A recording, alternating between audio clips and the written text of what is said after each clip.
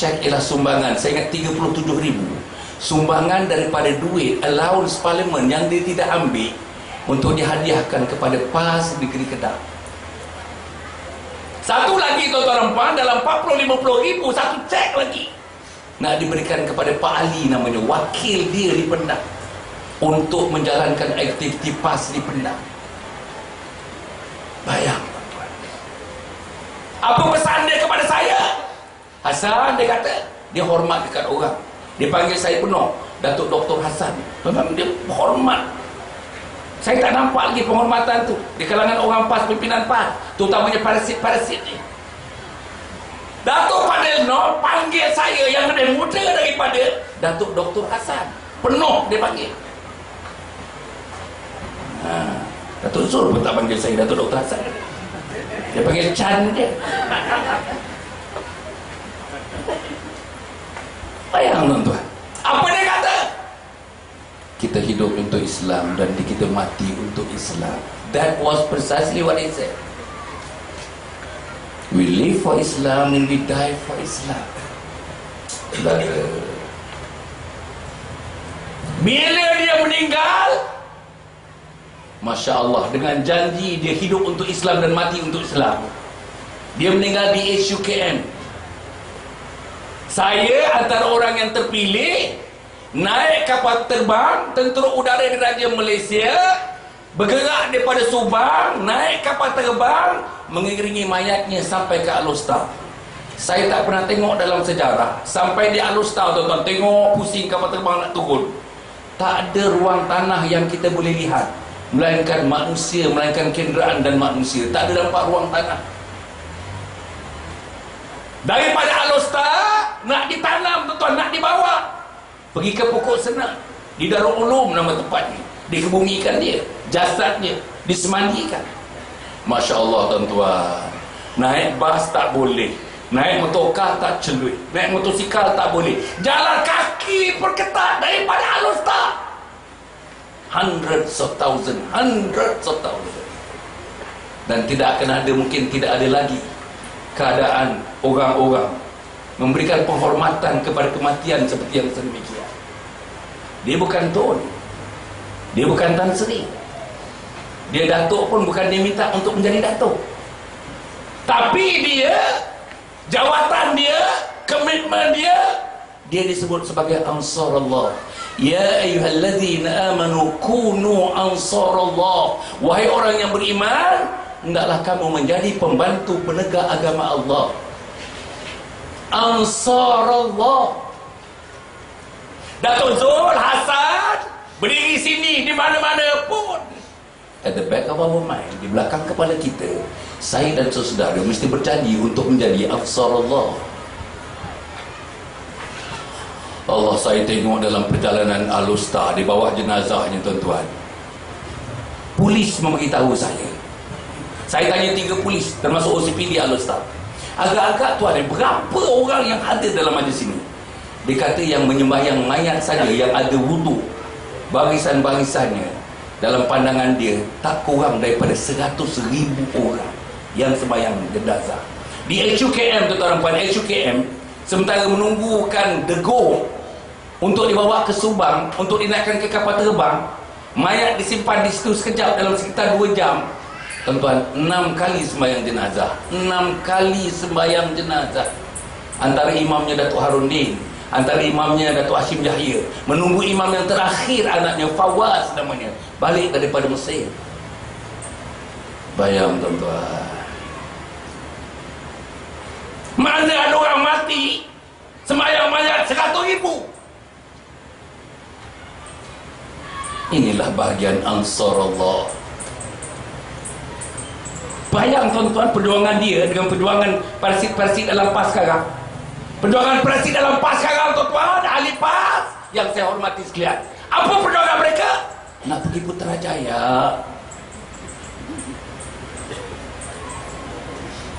Telungkup Islam, telungkuplah, asalkan ke Putrajaya. Telungkup Melayu, telungkuplah, asalkan Putrajaya. Telungkup institusi raja yang menjadi payung kepada Islam dan Melayu, telungkuplah, asal ke Putrajaya. Precisely itulah yang disebut oleh Ketua Penerangan PAS Pusat yang datang menemui saya di rumah saya di Taman Tun, Dr. Ismail. Datang dia ke rumah saya, nak bagi tahu, nak pujuk saya. Ketika saya berada dalam satu suasana, tuan-tuan, untuk membuat satu keputusan, dia kata, Dr. Hassan, kami semua memang kagum dengan apa yang doktor buat. Dengannya nak adakan roadshow satu Malaysia ini. Tapi saya nak nasihatkan Dr. Hassan, mewakili Jatuh Kuasa PAS yang suruh saya datang. PAS Central Committee suruh saya datang jumpa Dr. Hassan ni. Tentang negara Islam, tentang hudud, tentang masyarakat Islam ni. Kena slow down. Apa yang nak ditegaskan, apa yang nak diataskan, apa yang nak dijadi agenda utamakan, Putrajaya, Dr. Hassan, Putrajaya. Teman-teman saya orang PAS yang hadir, yang tidak hadir dalam majlis ini, bayangkan penyelewengan. Is that what Datuk Fadil Noor wanted?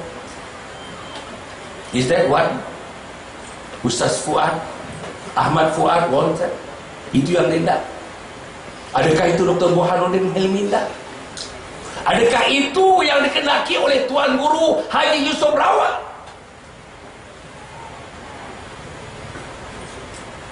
Saudara, kalau misalnya nak ke Putrajaya, PAS tak bisa dengan DAP. Saudara suka ke PAS macam DAP, PAS jadi DAP? Saya nak tanya orang PAS, jawab dalam hati pun cukup lah. Adakah saudara redha PAS reduce seperti DAP? Menjadi DAP. Menjadi DAP yang terang-terang tolak Islam. Menjadi DAP yang terang-terang tolak negara Islam. Menjadi DAP yang terang-terang tolak hukum hudud. Menjadi DAP yang tak mahukan Melayu. Menjadi DAP yang tak mahukan sistem raja. Menjadi DAP yang mahukan Malaysia mengikut apa yang disampaikan kepada kita, wacana-wacana yang mereka adakan. Tuan-tuan nampak kajian-kajian yang buat universiti dan para-para profesional. Mereka nak jadikan Malaysia bila mereka dapat Putrajaya bukan lagi sistem demokrasi, tetapi republik. Allah. Bukan saya kata ni, bukan saya seorang kata. Hari itu meloncat Lim Kit Siang kata, macam mana Hassan Ali kata republik? Bukan saya kata, saya mungkin orang yang ke-200 kata. Bila sistem republik, tak ada raja-raja. Bila republik, tak ada hak istimewa orang Melayu, artikel 153 dalam perlembagaan. Bila republik, tak tahu apa nak jadi masjid, surau-surau di madrasah kita. Datuk Najmi, Datuk Jeneral Najmi, saya tak tahu apa janji dia dengan Nasir kepada masjid. Bila republik, saya tak tahu apa nak jadi kepada institusi-institusi kita daripada awal-awal lagi, kindergarten kita, pusat-pusat kita yang namanya Taska, yang namanya Taski, yang namanya Pasca pula dah, Pasta lain. Saudara, bila republik, tuan-tuan cuba bayang, dalam keadaan sistem demokrasi, ada artikel 153. Saya bagi tahu teman-teman di Gombak, saya wakili Gombak. Saya kata, wahai orang Sungai Pusu. Sungai Pusu ni dalam UIA dekat Sungai Pusu. Saya kata, wahai orang Sungai Pusu, UIA dalam Sungai Pusu, UIA dalam Gombak, setakat saya tahu, anak kita ulang alik, pemuda ulang alik ke UIA, ulang alik lalu lalang. Anak muda perempuan lalu lalang, anak muda laki-laki lalu lalang, anak sekolah lalu lalang, mak bapak lalu lalang. Tapi tak ada 1-2% anak-anak Gombak yang ada dalam UIA. Bayang tuan-tuan, UIA di situ. Salahkah saya nak tolong orang Melayu? IMR tadi melihat keadaan orang Melayu yang sedemikian, pendidikan jauh tertinggal di belakang, ekonomi jauh tertinggal di belakang. Tuan-tuan nak tahu kekayaan Malaysia, penguasaan orang Melayu hanya 18%, padahal orang Melayu bilangan penduduknya dalam sekitar 65% Melayu. Penguasaan 18%. Ini yang selalu Datuk Zul sebut dalam Dewan Rakyat. Saya pernah jadi ahli parlimen 5 tahun, tuan-tuan, mewakili Parit Bunta. Jadi macam mana? Salah ke saya nak bela Melayu? Sebab dalam PAS, saya nak sebut teman-teman PAS yang hadir, yang saya hormati, tuan-tuan, pada malam ini. Orang PAS tak mau dengar Melayu ni. Ada orang PAS tutup telinga. Dekat Selangor ni pun ramai, tuan-tuan, tak mau dengar Melayu. Asabiyah, tak mau dengar Melayu. Asabiyah. Saya tubuhkan jati ni. Oleh kerana kita katakan Islam Melayu raja, dia kata jati ni asabiyah. Apa salah jati nak tolong Islam? Apa salah jati nak tolong Melayu? Apa salah jati nak tolong institusi raja, yang merupakan institusi yang menjadi payung untuk menentukan survival Islam, survival Melayu di Malaysia ini? Tuan-tuan yang saya muliakan sekalian, sebab itu Melayu ni tak mau dengar, orang PAS tak mau dengar. Tak mau dengar, dia marah. Saya pernah diherdik, tuan-tuan, ditengking oleh orang yang jauh lebih muda daripada sikit saya dalam PAS Pusat, pasal saya menyebut Melayu. Tapi saya nak sebut, tuan-tuan dan puan,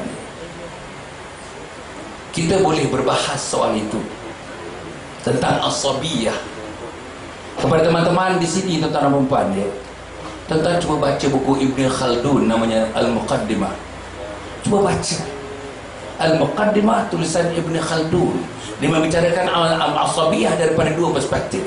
Satu asabiyah yang negatif, satu asabiyah yang positif. Saya melalui jati asabiyah yang positif. Apa yang positif?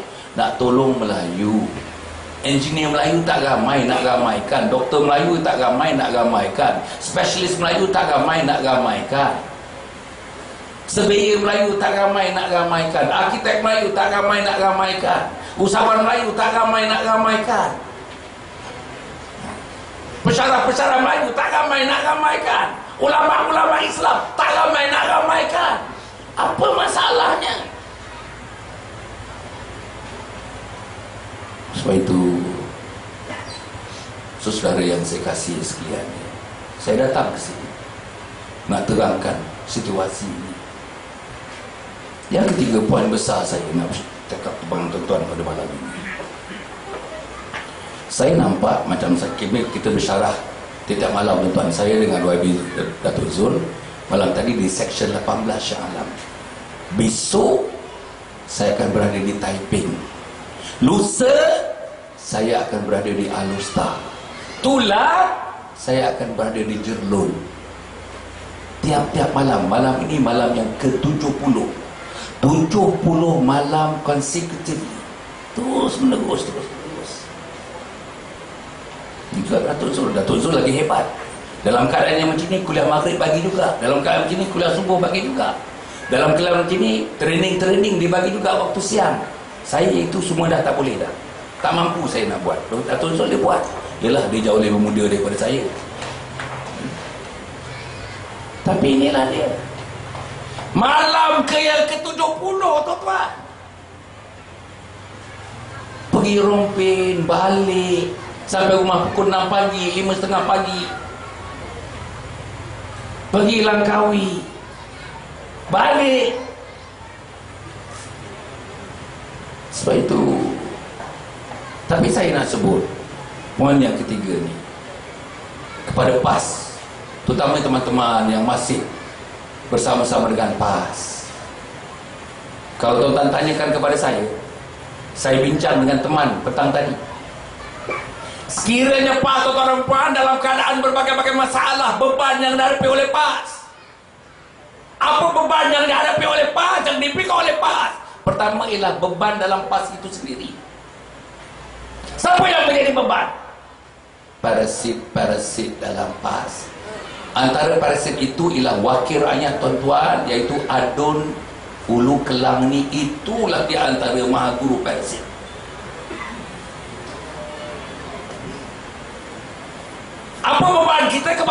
parasit ini, parasit ini hanya nak ke Putrajaya. Itu beban kepada kita, beban kepada Islam, beban kepada agama. Yang kedua, apa parasit ini, apa kesempatan dia menjadi beban kepada kita? Selain mereka nak ke Putrajaya, mereka menjadikan Anwar Ibrahim itu ialah ketua mereka, bukan Ustaz Hadi ketua mereka, bukan Datuk Ni Aziz Naimat ketua mereka. Anwar Ibrahim, bila ditanyakan kepada mereka, orang PAS, pimpinan PAS, parasit, siapa calon Prime Minister, siapa calon Perdana Menteri? Kalau andainya mereka berjaya menawan Putrajaya, siapa calon Perdana Menteri? Mereka tak sebut Datuk Ni Aziz, mereka tak sebut Ustaz Hadi, mereka sebut siapa? Mereka sebut siapa? Anwar Ibrahim. Mereka tahu tak Anwar Ibrahim menghadapi masalah besar, masalah moral, masalah akhlak, masalah etik, masalah agama, masalah syariah, masalah hukum, masalah akidah. Bayang tuan-tuan, masalah akidah dia pernah mengatakan di mana-mana pun. Ustaz Ismail Mina, Syekh Ismail Mina mengatakan di luar negara terutamanya, Anwar Ibrahim membentangkan keraguannya untuk menubuhkan negara Islam di Malaysia. Sangat ragu, tak setuju. Macam mana PAS boleh bersekongkol dengan dia? Macam mana PAS boleh melantik dia menjadi Perdana Menteri? Macam mana PAS boleh mencalonkan dia menjadi ketua, kemuncak segala bentuk pimpinan dalam negara kita, namanya Perdana Menteri? Macam mana PAS mencadangkan?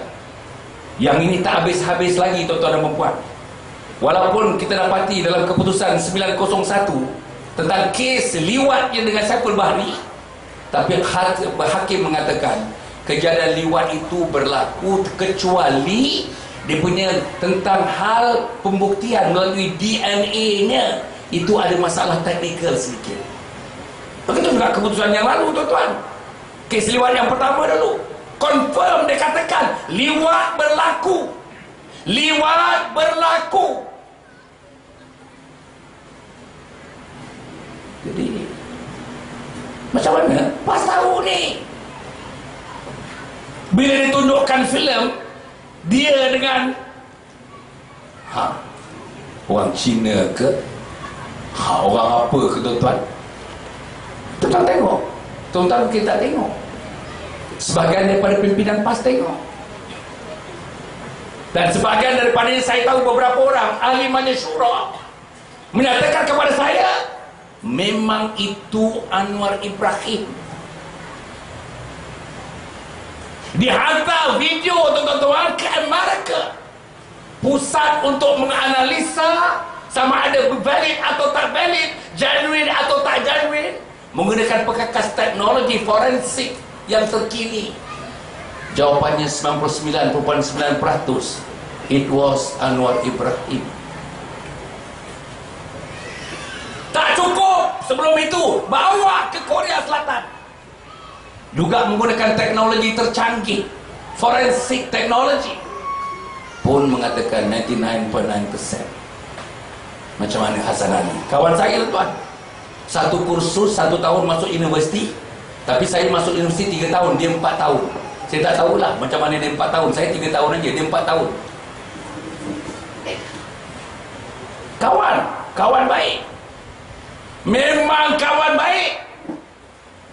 Tapi dalam hal hukum hakam, dalam hal agama, dalam hal akidah, dalam hal syariah, dalam hal akhlak, saya tak boleh bersama dengan dia. Mungkin dia boleh bersama dengan saya, tapi saya tak boleh bersama dengan dia. Seperti juga episod. Tak boleh. Saya nak minta orang AU2 seluruhnya. Tuan-tuan kena disentangle diri tuan-tuan daripada menyokong Anwar Ibrahim. Boleh ke tak boleh? Boleh ke tak boleh? Tuan-tuan jangan, saya nak orang PAS saja cakap. Boleh ke tak boleh? Alamak. Betul. PAS, Ketua Cawangan PAS Kampung Pandan Dalam. Tuan-tuan dan puan majelis sekalian. Yang kedua bebannya, itu beban dalaman. Beban luaran, yang pertama DAP, saya dah sebut. Beban luaran DAP, saya jadi ahli exco 4 tahun. 4 tahun jadi ahli exco. Setiap minggu, hari Rabu dengan hari Khamis. Hari Minggu, hari Sabtu, hari Rabu dengan hari Khamis. Hari Rabu mesyuarat exco. Kadang-kadang 5 jam, kadang-kadang 4 jam, kadang-kadang 5,5 jam. Hari Khamis, namanya tuan-tuan MTES namanya. MTES, mesyuarat MTES exco juga dan pegawai kerajaan. Seminggu 2 kali mesyuarat. Itu mesyuarat utama, tak masuk mesyuarat-mesyuarat yang lain. Tak boleh tuan-tuan. Tak boleh. Setakat yang saya tahu, tuan-tuan bagi mereka 5 tahun lagi. Ni exco cakap ni. 5 tahun lagi. Pakatan mentadbir Selangor ini. Royuk Selangor ini. Royuk. Islam akan royuk. Melayu akan royuk. Institusi raja akan royuk. Anak kita tak kena ada agama nanti tuan-tuan. Sekarang pun anak kita tak semayang. Anak kita tak baca Quran. Anak kita tak kenal jawi. Anak kita tak tahu semayang. Betul tuan-tuan. Saya dah buat sama camp 42 tahun bersama dengan isteri saya. Apa yang saya tak tahu? Apa data yang tak ada kepada saya? Anak saya anak kita huruf-huruf Quran pun tak boleh. Tajwid out langsung tuan-tuan. Out langsung. Suruh semayang tuan-tuan, praktikal semayang, demonstrasi semayang subuh 2 rakaat daripada awal hingga akhir, daripada takbiratul ihram sampai memberi salam. Daripada 40 tahun saya buat tuan-tuan, yang boleh buat tu budak sekolah Arab, budak sekolah agama, budak mahat tahfiz. Sekolah biasa 99% tak boleh buat. Macam mana? Bayang tuan-tuan, bayang. Kalau generasi saya dah tak ada, YB Zul dah tak ada, akhirnya generasi yang dimonopoli oleh DAP, apa nak jadi pada anak kita? Mana Islam? Saya nak bagi tahu tuan-tuan, mana Islam? Mana Islam di rumah kita? Mana Islam di unit-unit flat kita? Mari kita masuk dalam unit flat kita. Apa yang menggambarkan Islam? Quran pun entah di mana. Ada rumah kita agak ni tuan-tuan, yang Quran tak dibacakan sejak kita pindah 18 tahun yang lalu. 18 tahun itulah Quran tidak pernah dibacakan dalam rumah itu. Macam mana? Kita ada suami, kita ada ayah. Tak pernah si ayah, si suami itu waktu hujan tak boleh pergi surau, tak boleh pergi masjid, mengimamkan sembahyang untuk anak dan isteri. Tak pernah sekalipun. Ada rumah yang isteri tak pernah dengar bacaan Quran suaminya. Tak pernah sekalipun. Macam mana? Saya sebut ni tuan-tuan pengalaman saya. Dan saya nak bagi tahu tuan-tuan dan puan, saya nak bagi tahu, tanpa Islam secara individu tuan-tuan tak boleh hidup tuan-tuan. Tak aman dalam, tak aman luar. Tanpa Islam keluarga tak boleh hidup. Tak aman dalam